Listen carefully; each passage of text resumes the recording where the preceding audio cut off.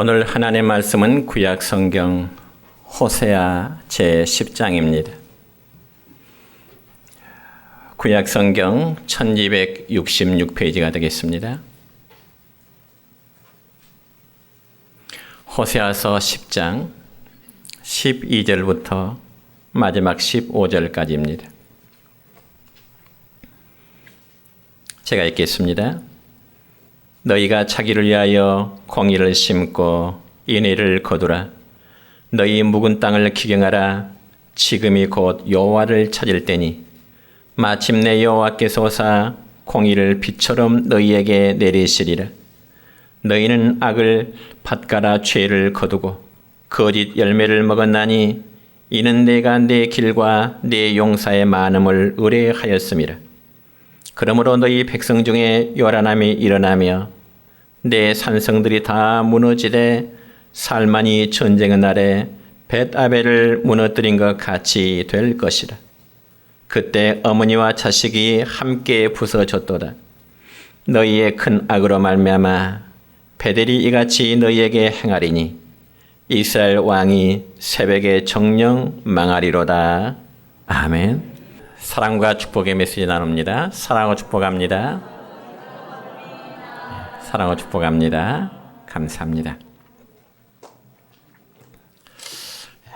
오늘은 구약 성경 호세아서 10장 12절부터 15절에 있는 말씀을 중심해서 하나님과의 관계 회복이라는 제목으로 말씀을 선포하고자 합니다.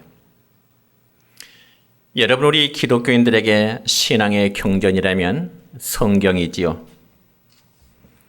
그렇지만 이슬람교의 경전인 코란이라고도 하고 또 꾸란이라고도 하는데, 그 이슬람 교도들이 믿는 코란에도 보면은 예수를 믿으라는 말이 나옵니다.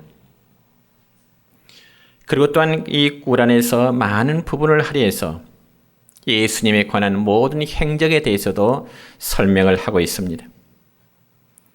그러니까 꾸란에 나오는 예수님에 관한 기록은 성경에 기록된 내용과 거의 비슷합니다.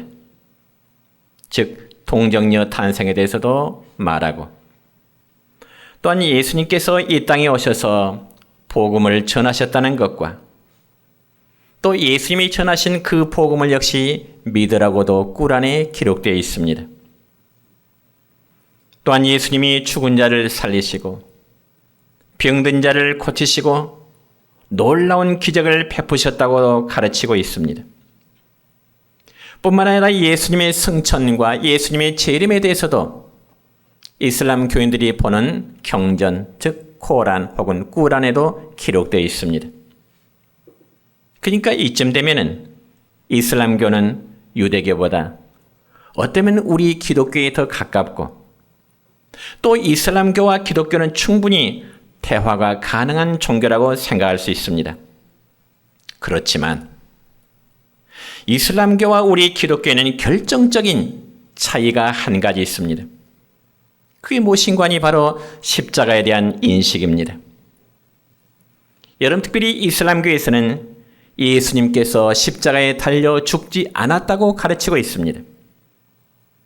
그리고 이슬람교는 예수님이 우리의 구원자가 아니라 알라가 보낸 위대한 선지자 중에 한 사람으로 그들은 가르치고 또한 믿고 있는 것입니다.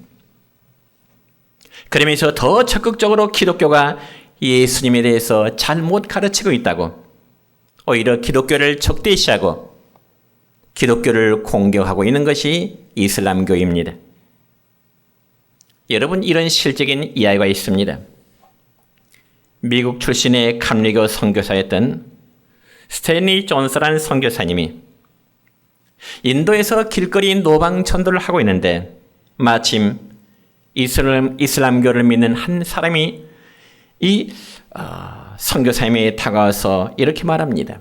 여보시오, 우리는 당신의 기독교인들이 갖고 있지 못한 것을 우리는 하나 가지고 있어. 그자 스탠리 존스 선교사님이 묻습니다. 그게 무엇인데요?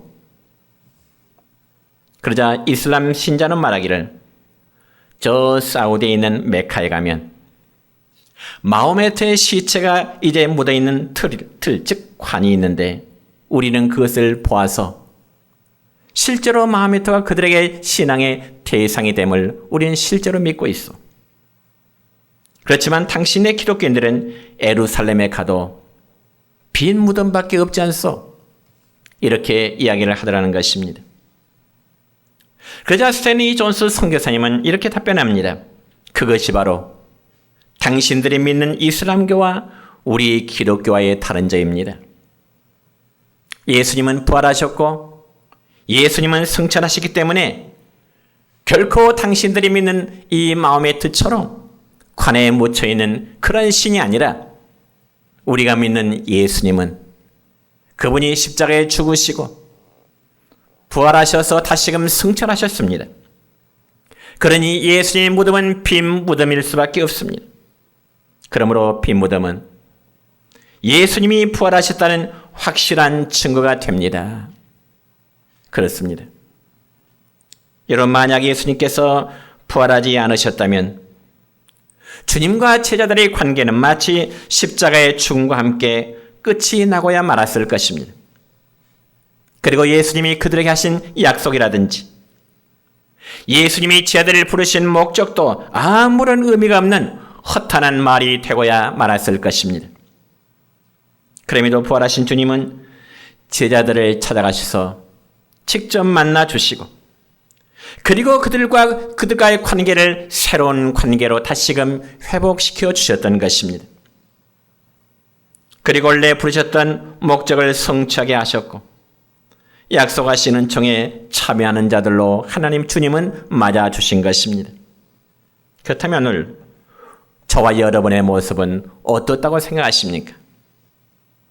원래 하나님이 창조하신 인간은 죄가 없는 아름다운 모습이었습니다. 그러나 인간의 범죄로 말미암아 하나님의 거룩한 형상을 우리의 몸에서 하나님의 형상을 잃어버리게 됐습니다. 그러니 인간의 범죄는 하나님과의 관계에서 단절되고야 말았던 것이죠. 그러면 우리가 그러한 모습 이대로 살아도 될까요? 그럴 수는 없습니다. 그래서 하나님은 범죄한 인간과의 관계를 회복시켜 주시기 위해서 유일한 길을 열어주셨는데 첫째는 주님과의 관계가 회복되어야 된다는 사실입니다. 왜냐하면 죄인된 자가 주님과의 관계 회복은 마치 영적인 생명과 직결되기 때문에 그렇습니다. 여러분, 주님 없는 삶은 우리 육체가 살았지만은 그러나 죽은 자의 삶이나 마찬가지인 것입니다. 그래서 예수님의 제자 가운데 베드로는 한때 예수님께 훌륭한 신앙 고백을 함으로 주님으로부터 칭찬을 받은 적이 있습니다. 그리고 예수님은 자기를 떠나는 많은 무리들을 바라보시면서 제자들에게도 이렇게 말씀하십니다. 얘들아, 너희도 나를 떠나갈 거니? 많은 사람들이 내 곁을 떠난 것처럼 너희들도 내 곁을 떠나갈 거니? 그때 예수님의 수제자인 베드로는 이렇게 말합니다. 요한복음 5장 6장 54절의 말씀입니다. 시작. 주여, 영생의 말씀이 주께 있사오니 우리가 누구에게로 가오리까? 여러분, 이란 베드로의 고백을 보면 베드로는 절대로 주님을 떠나지 않을 것만 같습니다. 그렇지만 예수님의 십자가 사건 이후에 베드로는 다시금 고기를 잡는 옛 생활로 돌아가고야 말았습니다. 그러므로 어떠한 이유든지 생명 대신 예수님을 떠나면 그때부터 육신의 생명은 살아있다 할지라도 영적으로는 죽은 자와 마찬가지임을 여러분 믿으시길 바랍니다. 그럼에도 주님은 사랑하는 제자들과의 관계를 다시금 회복시켜 주시기를 원하십니다. 그래서 주님은 제자들을 부르실 때도 먼저 주님이 제자들을 찾아가 그들을 제자로 삼아 불러주셨고요. 또 옛 생활로 되돌아간 그 제자들을 주님이 다시금 찾아가 만나주심으로 그들과의 새로운 관계로 다시금 회복시켜 주셨던 것입니다. 그래서 오늘 우리가 읽은 본문 호세아서의 말씀에 보면은 그런 내용의 모습이 기록됩니다. 여러분, 호세아라는 사람은요, 이스라엘 왕 여로보암 2세 때 최초로 선자로서의 부름을 받게 되었습니다. 그리고 이스라엘 마지막 6왕을 거치면서 무려 약 40년 동안 선자로서의 활동을 했던 것입니다. 그래서 호세아서 4장부터 14장까지 보면은 이스라엘의 백성들이 하나님을 떠났던 그들의 삶이 어떠했던지 실적인 삶을 구체적으로 기록하고 있는데요. 그들은 바로 바알신을 비롯하여 가나안의 여러 종교들을 이제 받아들여서 우상을 섬기는 그런 삶을 살았던 것입니다. 마땅히 여호와 하나님을 섬겨야 될 하나님의 백성들이 가나안의 잡다한 신들을 받아들여서 우상을 섬기게 됐다는 말이죠. 그러면서 그들은 철저히 세속적이고 그리고 현실적인 삶으로 변질되어가게 됐습니다. 그리고 부와 영광과 명예가 전부라고 여기면서 어쩌면 세상의 논리 그리고 힘의 논리를 따라 철저히 따랐던 하나님의 백성들이었습니다. 바로 그러한 모습들이 생명의 주님을 버리고 사는 이스라엘 백성들의 영적 간음의 실제 모습이었던 것입니다. 그러니 하나님께서 원하시는 그러한 영적 생명을 가진 자의 모습과는 너무 거리가 먼 타락한 죄인의 모습으로 그리고 심판과 멸망을 받을 수밖에 없는 그들의 모습으로 변질되어버린 것입니다. 그래서 호세아 1장부터 3장까지의 내용은 호세아의 자신의 가정생활을 기록하고 있는데요. 하나님은 어느 날 호세아에게 고멜이라는 여인과 결혼하라는 명령을 주십니다.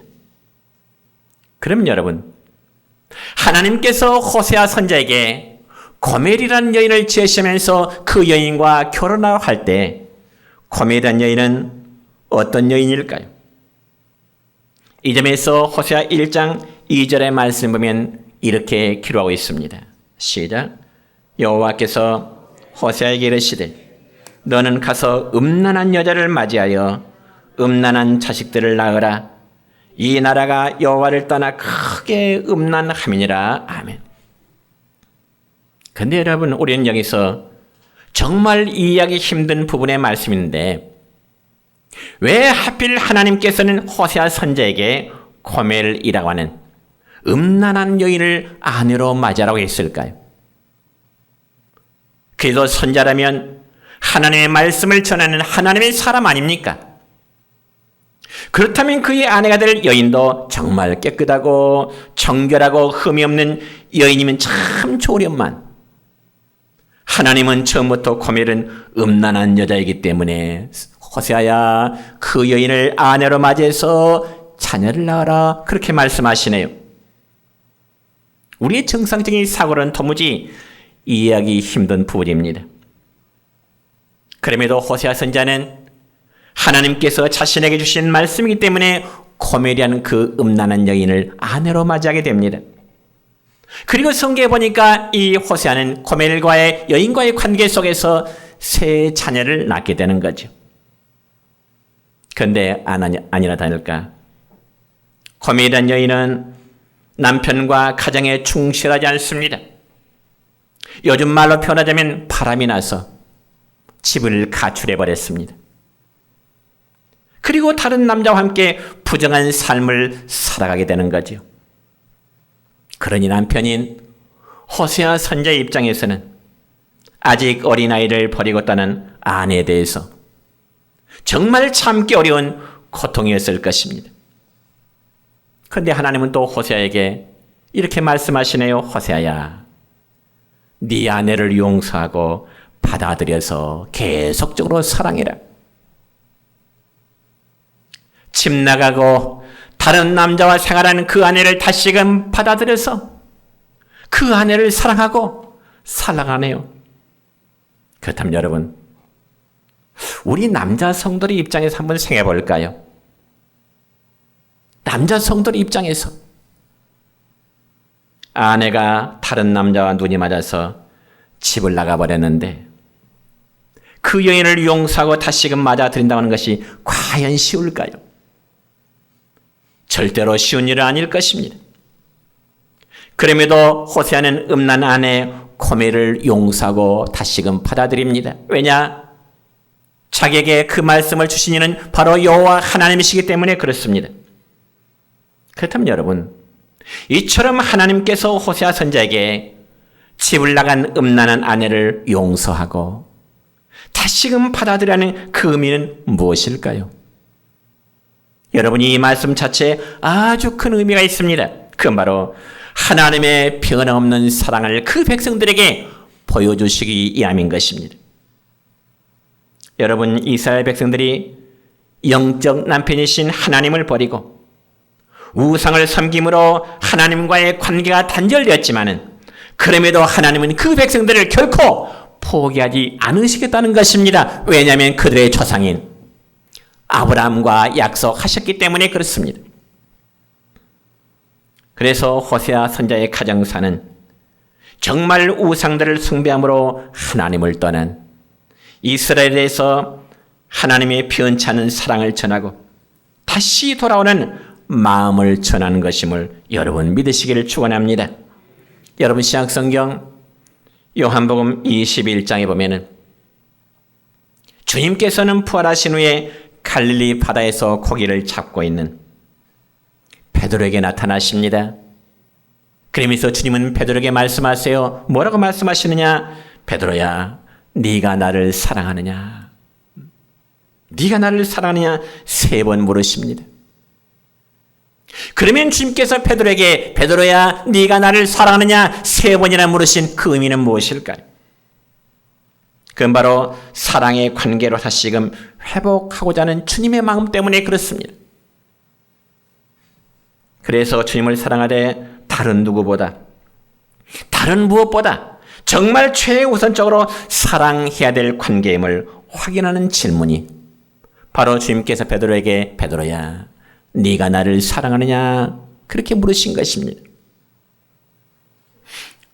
또한 구약성경 창세기 22장에 보면은 하나님께서는 믿음의 조상인 아브라함에게 그 이삭을 번제로 드리라고 말씀하십니다. 여러분, 아브라함에게 있는 그 이삭 어떤 아들인가요?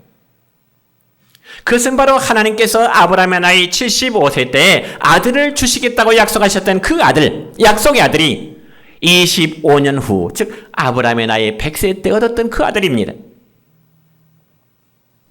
그런데 그 아들을 마치 짐승의 제물처럼 잡아서 하나님 앞에 제물로 바치라고 말씀하시네요. 그러면 그런 요구를 하나님께서 아브라함에게 하신 그 이유가 무엇일까요? 짐승도 아니고 사랑하는 아들을 제물로 잡아서 내게 바치라고 말씀하신 그 하나님의 의미가 무엇이냐 그 말이죠.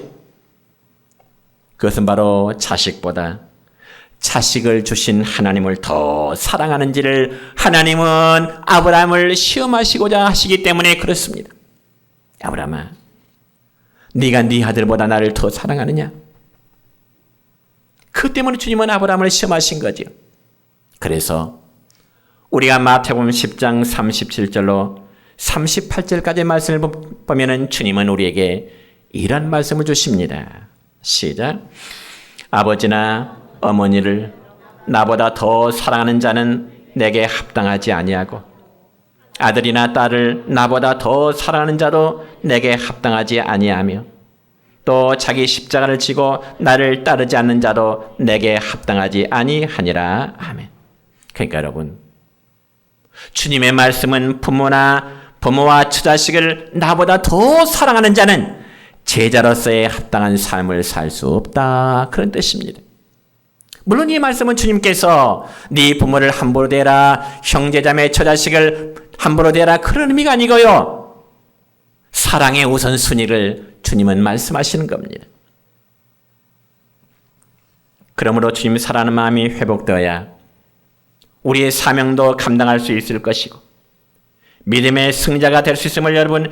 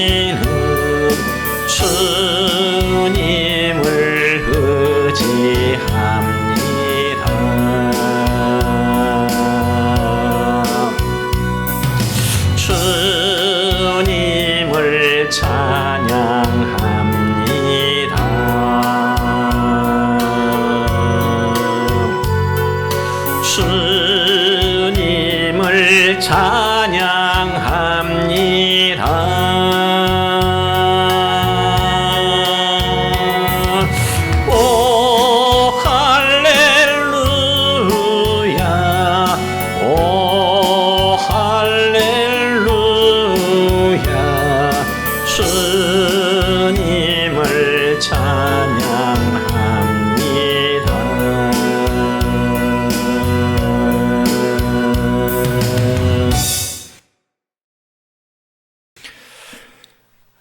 두 번째는 우리는 관계 회복을 위해서 깨어진 원인을 이제 찾아내야 될 줄로 믿습니다.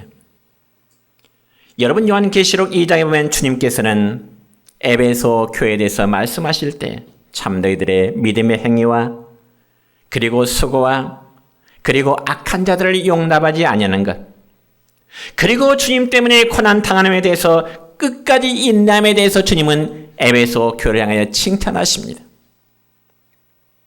그리고 나서 주님은 에베소 교회를 향하여 책망의 말씀 한마디를 하시는데, 그들이 처음의 사랑을 잃어버렸다.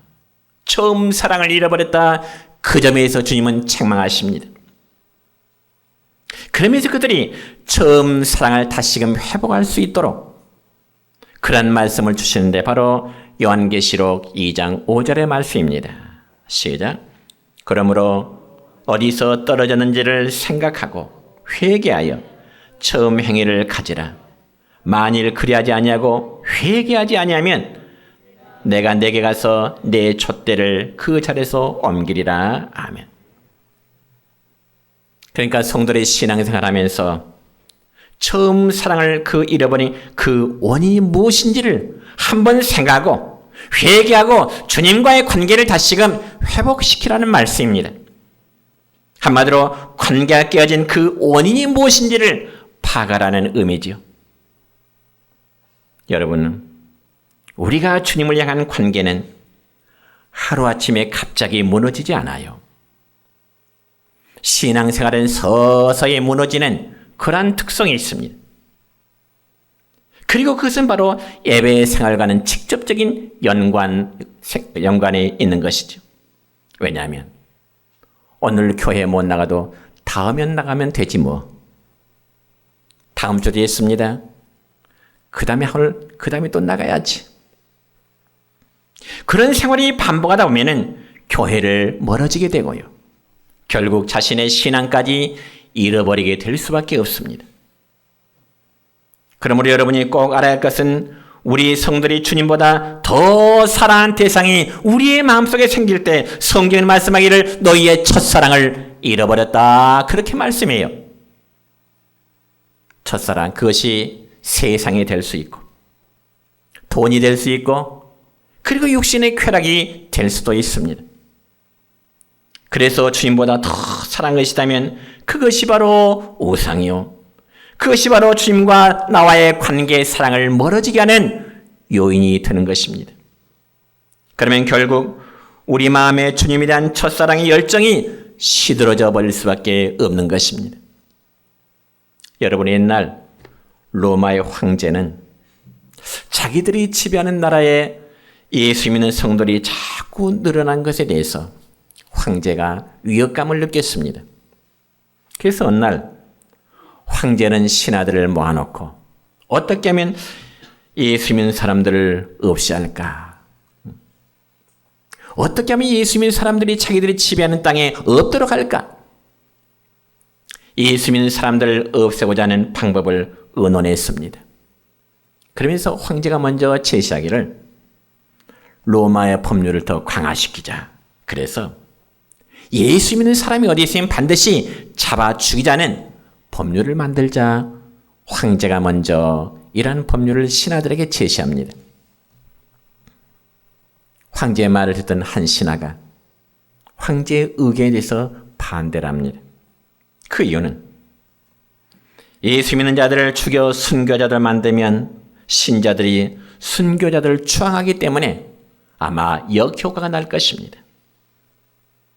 그러면서 그 신하는 황제의 방법보다는 예수 믿는 사람들을 찾아내서 죽이지는 말고 그냥 잔인하게 고문을 하는 것이 어떻겠느냐는 대안을 제시합니다. 죽이지는 말고 그냥 고문을 시키자는 거죠. 그저 다른 신하가 또 제시하기를 아닙니다. 폐하. 저 예수쟁이들은요. 심한 고문을 받기만 하면 자기들이 예수의 십자가에 고난에 동참한다고 좋아할 것입니다. 또 고난을 받으면 받을수록 하늘의 상급이 더 많아질 것이라고 기뻐하면서 오히려 고문의 흔적들을 자랑할 것입니다. 그러니 그런 방법으로는 예수 믿는 사람들을 없앨 수 없을 것입니다. 두 번째 신화 역시 반대하는 거죠. 그러자 맨 저 구석에 앉아있던 한 신하가 이렇게 말합니다. 폐하, 예수 믿는 사람들은 편안하게 즐기고 놀 수 있도록 환경을 만들어 놓으면 아마 간단합니다. 그러면 예수 믿는 사람들은 그런 환경 속에서 죄를 지게 될 것이고, 그러면 기독교는 있어도 아마 힘을 발휘하지 못할 것입니다. 그러니 그 방법으로 결국 답을 냈다는 거죠. 여러분, 예수 믿는 성도를 없애는 가장 무서운 요인은 외부의 박해가 아니에요.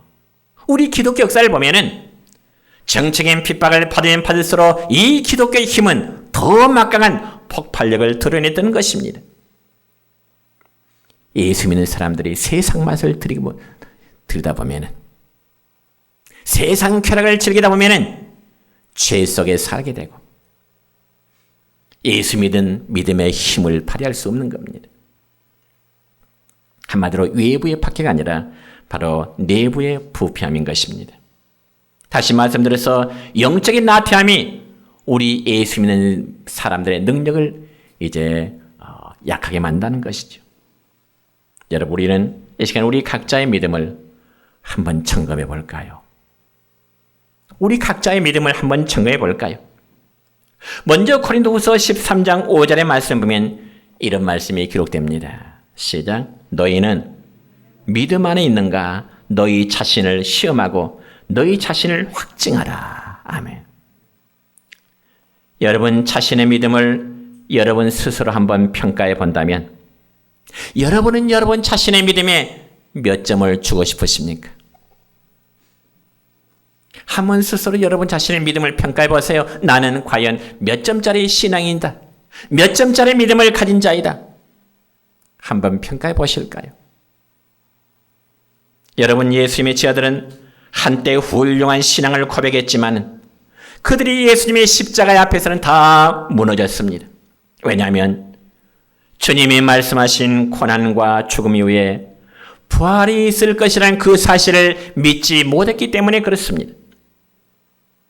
그러니 감옥이라도 같이 가겠다는 베드로, 아니 예수님과 함께 죽을전정 절대로 예수님을 버리지 않겠다는 베드로, 역시 십자가의 죽음 앞에서는 다 뿔뿔이 터지고 다 예수님을 버리게 된 겁니다.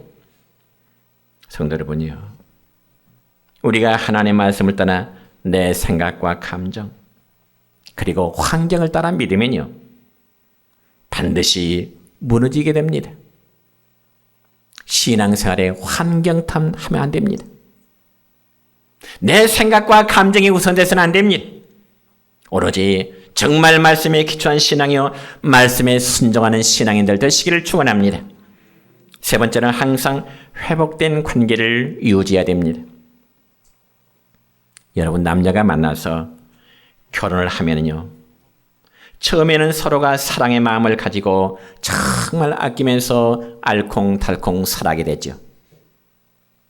그런데 세월이 흘러가면서부터는 처음 연애하던 때나 혹은 신혼의 때 뜨거운 사랑의 마음이 식어지고, 세월이 흐를수록 어떻습니까? 의무적으로 사는 부부들이 많습니다.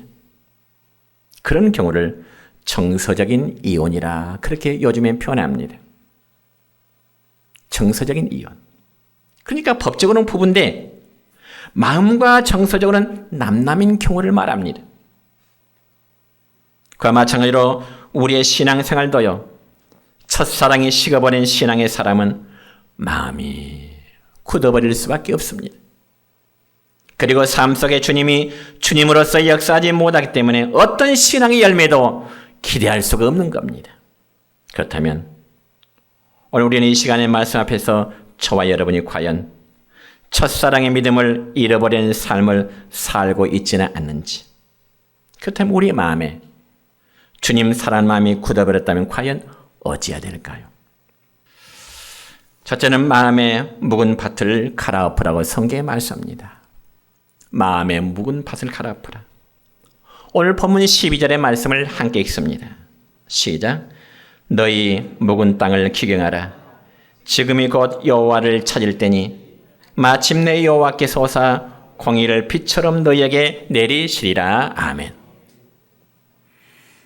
여러분, 여기 묵은 땅이란 농작물을 심지 않은 아주 오래된 땅으로서 아주 단단한 땅을 의미합니다. 그래서 비록 과거에는 풍성한 소출로 주인을 기쁨을 줬던 땅이라 할지라도 땅을 오랫동안 방치해서 잡초가 우거지고요. 그리고 가시와 엉겅퀴가 무성한 땅에 버렸다면 결코 열매를 기대할 수 없을 것입니다. 그런 땅에는 여러분 아무리 씨앗을 뿌려도 그 씨가 자라서 열매를 맺지 못하는 거죠. 그러면 그런 땅에 식물을 심기 위해서는 과연 어떻게 될까요? 당연히 그 묵은 땅을 갈아엎어야 될 것입니다. 그렇지 않고는 근본적인 해결이 나질 않아요. 그렇다면 하나님께서 이처럼 호세아 선지자에게 말씀하신 너희 묵은 땅이란 의미는 과연 무엇일까요? 그래서 바로 이스라엘 백성들이 하나님을 섬겨야 될 마음자리가 우상을 향한 마음과 온갖 죄로 완전히 굳어져 있는 상태를 지금 의미하는 것입니다. 그러니 그들의 마음에 하나님이 계실 자리에 말씀이 자리 잡을 것이 없게 되어버린 것입니다. 그래서 이스라엘 백성들의 마음은 하나님의 말씀이 아닌 다른 것으로 채워진 한마디로 묵은 땅이 되어버린 것입니다. 따라서 그런 상태에서는 아무리 하나님의 말씀이 들려와도 제대로 들을 수가 없는 겁니다. 하나님의 말씀을 듣는다고 해도 뿌리를 제대로 내리지를 못하고요. 뿌리를 낸다 할지라도 말씀의 열매를 맺히지를 못하게 되는 것입니다. 그러다 보면 그 땅은 점점 황폐하게 되고 소출을 얻을 수 없기 때문에 주인으로부터 어떨까요? 버림을 당하게 되는 것입니다. 그렇다면 성도 여러분의 마음밭은 지금 어떤 상태로 생각하신가요? 여러분의 마음밭, 믿음의 밭이 묵어버린 땅은 아닐까요? 신앙생활의 시작은 참으로 오래되었지만 믿음의 열매를 맺지 못한 묵은 땅의 상태는 아니냐 그 말입니다. 이런 마음의 상태라면 성경은 말씀하십니다. 갈아엎으라고 말씀하십니다. 그래서 이러한 땅, 황폐한 밭인 이스라엘 향한 하나님의 경고는 너희들이 회개하지 아니할 때 하나님의 심판이 임할 것이다. 그리고 전쟁을 맞이하게 될 것이라고 말씀하십니다. 그래서 하나님 머지않아 바벨론으로 하여금 이스라엘을 치게 할 것이라고 말씀하시고, 그러면 그때가 언제냐? 먼 미래의 날이 아니라 곧 있게 될 하나님의 임박한 진노로 피할 수 없는 하나님의 심판이 될 것이라고 말씀하십니다. 그리고 하나님은 그들이 그토록 찬양하고 의지했던 우상들이 얼마나 허무한 것인지 실제로 보여주시고자 하심인 것입니다. 그래서 그들은 바벨론과의 전쟁에서 이제는 패배하게 될 것이고 수많은 사람들이 죽게 될 것이며 그들이 그토록 의지했던 신들도, 그들이 자랑하던 부여와 발달한 문명도, 그들의 가정과 심지어 그들의 생명까지도 하나님의 심판 앞에서는 잃게 될 것이라 말씀하십니다. 그럼 여러분, 둘째는 묵은 땅과 같은 마음을 언제 기경해야 될까요? 우리의 굳어져 있는 이 마음밭을 언제 갈아엎게 될까요? 호세아 선지자는 지금 당장, 하나님은 호세아 선지자를 통해 말씀하십니다. 앞으로가 아니라 다음이 아니라 지금 당장 너희의 묵은 밭을 갈아엎으라. 지금을 놓치면 다음은 없기 때문에 그렇습니다. 여러분, 우리의 마음은 밭과도 같습니다. 항상 갈고 일구야지. 그대로 방치하면 잡초가 무성해지듯이 우리의 마음밭을 갈아엎지 않으면 죄가 우리의 마음속에 더 굳어지게 되는 겁니다. 본래 인간의 마음은 부패합니다. 그런 마음을 그대로 방치하면 그 결과는 불을 보듯 뻔하게 되죠. 여러분, 우리 농촌 생활이기 때문에 더더욱 잘 아시듯이 논이나 밭을 그대로 가꾸지 않아도 무성하게 잘 자라는 게 있습니다. 가꾸지 않아도. 그게 뭘까요? 잡초이지요. 잡초는 밭주인이 신경 쓰지 않아도, 때를 따라 농약을 주지 않아도, 거름을 치지 않아도 잡초는 잘 자랍니다. 그래서 위대한 스펄전 목사님은 사람의 마음은 5분만 방치하면 마귀를 만드는 공장이 된다고 하는 참 의미 있는 표현이 있습니다.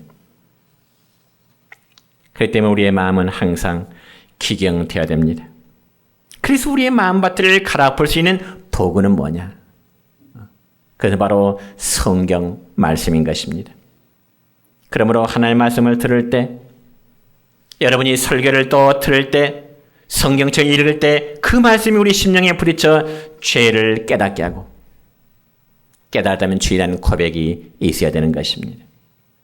마치 돌처럼 단단해진 묵은 흙이 깨뜨려져서 고운 흙이 되는 것처럼 말입니다. 오늘 말씀했습니다. 여러분, 우리가 살아가면서 무엇보다 중요한 것은 주님과 나와의 관계입니다. 하나님과 여러분 자신과의 관계입니다. 주님과의 관계가 깨어지면 비극이요, 멸망인 것입니다. 다른 누구보다, 다른 어떤 것보다 내가 주님을 더 사랑합니다. 이런 고백 속에 주님께서 우리에게 맡겨주신 사역을 잘 감당하는 우리 성도들 되시기를 주님의 이름으로 축원합니다.